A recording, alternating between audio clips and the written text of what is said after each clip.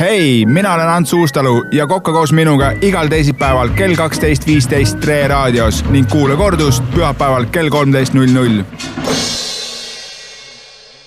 Natuke juba rohkem kui kuu aega tagasi või millal me siin kokku saime, ühesõnaga pikk vahe on sees, aga ideid on küll ja küll, nii et Ants, ole hea, mida siis täna siin saama hakkab?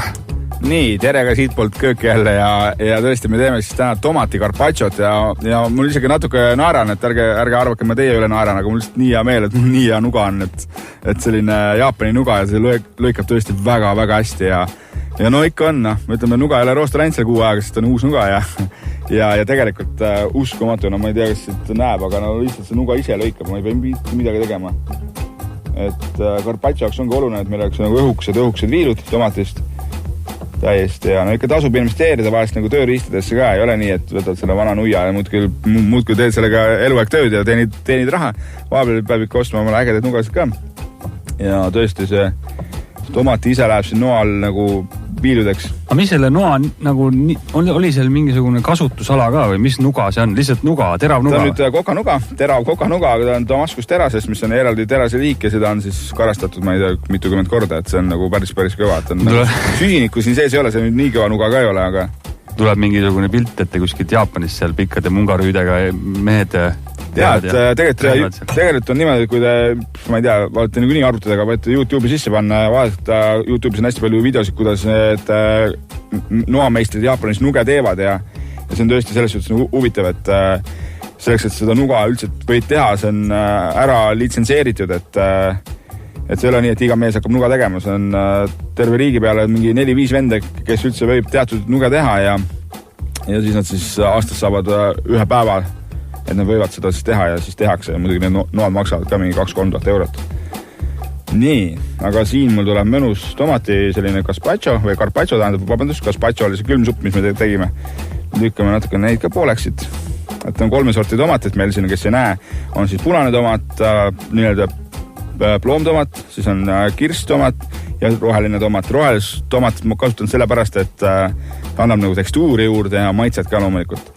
Ja paneme neid ka siia.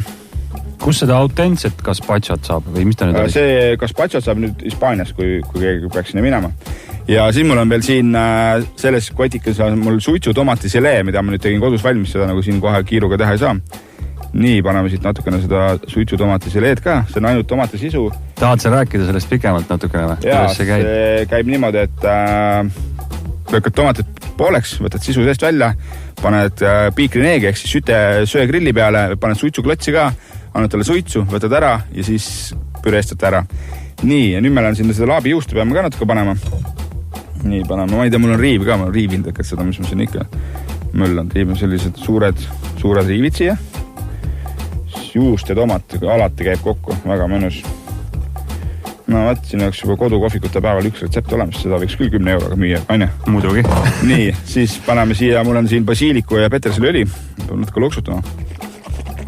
Et tegelikult on see väga-väga mõnus toit, et see suitsuselee annab väga-väga palju siit tomatile juurde seda maitset, et on nii, et tomat ja siis on väike basiilik. Ja no, rukolat võime ka panna siia natukene ja see on tõesti selline toit, mida ma sellisel suvelpäeval nagu täna võiks süüa lõpmatuse nii ja sellest ei saa kunagi küll ja ta on tervislik ja maitsev ja kui kellegi vähemalt kasvuhooned on, nii et tehke uksed lahti ja tehke sellist lahedat toitu. Praegu just nimelt peaks ju tomatid juba valmis olema. Et praegu on valmis ja muidugi, et siia veel soola pipart peale ja vola, Ott, see ongi sinu oma. Yes, väga hea.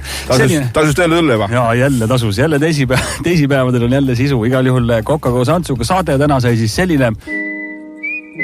Hei, mina olen Ants Uustalu ja kokka koos minuga igal teisipäeval kell 12.15 Tre raadios ning kuule kordust pühapäeval kell 13.00.